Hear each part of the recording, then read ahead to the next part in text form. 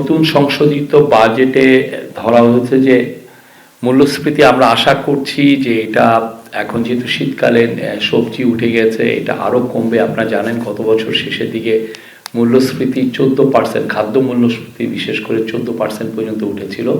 এখন খাদ্য মূল্যস্ফীতি এটা কমে 7%-এর কাছাকাছি এসছে এবং চলতি অর্থ বছরের শেষ নাগাদ মূল্যস্ফীতি 7-এ নেমে আসবে এবং জিডিপি প্রবৃদ্ধির হার 5% হবে মর্মে আশা করা যাচ্ছে, এটা আজকে জানানো হয়েছে।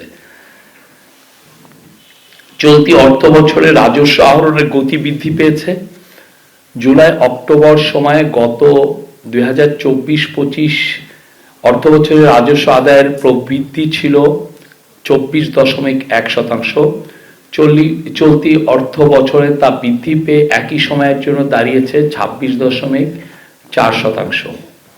এই পরিপ্রেক্ষিতে মোট রাজস্ব আয়ের লক্ষ্যমাত্রা 5,64,000 কোটি টাকা থেকে 24,000 কোটি টাকা বৃদ্ধি করে চলতি অর্থ বছরের জন্য মোট রাজস্ব আদায়ের সংশোধিত লক্ষ্যমাত্রা 5,88,000 কোটি টাকায় নির্ধারণ করা হয়েছে।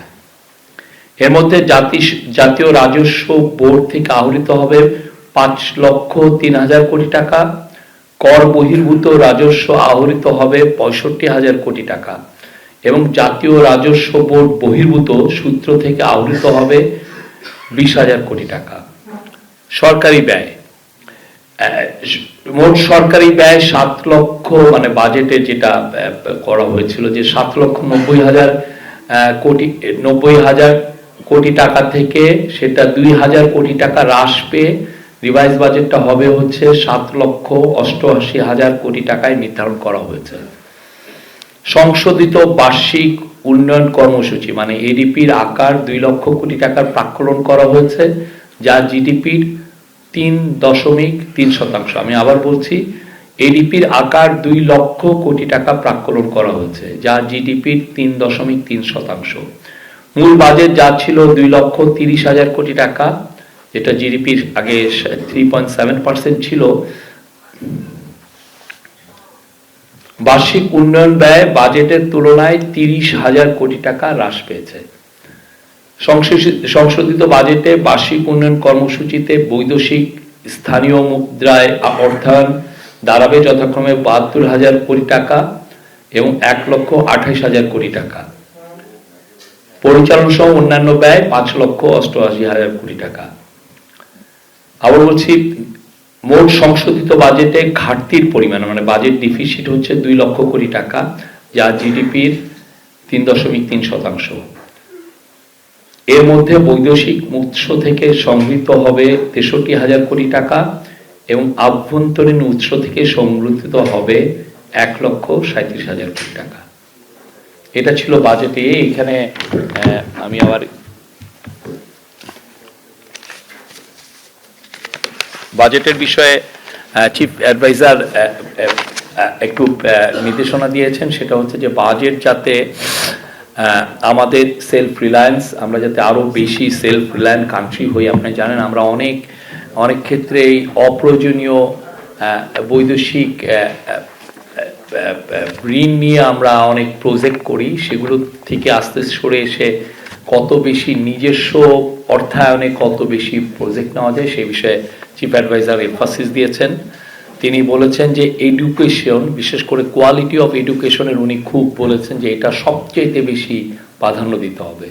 কোয়ালিটি এডুকেশনটা আমাদের খুব ইম্পর্টেন্ট। আগের অনেক বছরগুলোতে আমাদের ফোকাসটা ছিল যে আমরা কিভাবে এডুকেশন এস্টাবলিশমেন্ট বাড়াবো, বিভিন্ন ধরনের স্কুল কলেজ বা এমপিও ভুক্তিকরণ এগুলো নিয়ে ব্যস্ত ছিল, কিন্তু আসলে আমাদের এডুকেশনের কোয়ালিটিটা আসলে র্যাপিডলি ডিক্লাইন করেছে আগের, বিশেষ করে পতিত স্বৈরাচারের সময়। তো এইখানে চিফ অ্যাডভাইজার এমফাসিস দিয়েছেন যে এডুকেশনের মানে এটা খুব বড় রকমের এমফাসিস। আরেকটা হচ্ছে যে রুরাল ডেভেলপমেন্ট। আপনি জানেন বাংলাদেশের ফার্মাররা এবছর রেকর্ড পরিমাণ খাদ্যশস্য উৎপন্ন করছে, তাদেরকে যাতে ফোকাস করে তারা যাতে এই বাজেটের বেনিফিটটা পান বা তাদের জীবনযাত্রাকে যাতে আরো বেটার করা যায় রুরাল ডেভেলপমেন্টকেও যত ফোকাস দেওয়া যায় সেই বিষয়ে উনি বলেছেন। উনি বলেছেন ইয়ুথের উপর ফোকাস দিতে। উনি বলেছেন বাংলাদেশ একটা তারুণ্যের খনি, আমাদের এই ইয়ুথদেরকে যেভাবেই হোক এর প্রতি ফোকাস দিতে হবে এবং তাদের জন্য সবকিছু আমাদের বাজেটের মূল ফোকাসগুলোর এইটা একটা যেন থাকে।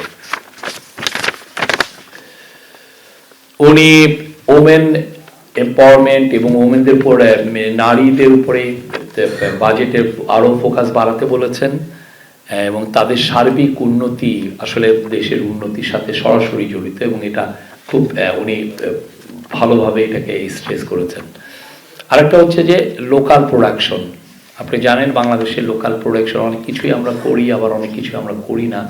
আমরা যাতে সব কিছুতেই স্বয়ংসম্পূর্ণ, ইভেন ইন্ডাস্ট্রিয়াল গুডসেও, সেই বিষয়ে উনি লোকাল প্রোডাকশনের উপরে এমফাসিস দিয়েছেন। উনি হেলথের উপরেও এমফাসিস দিয়েছেন।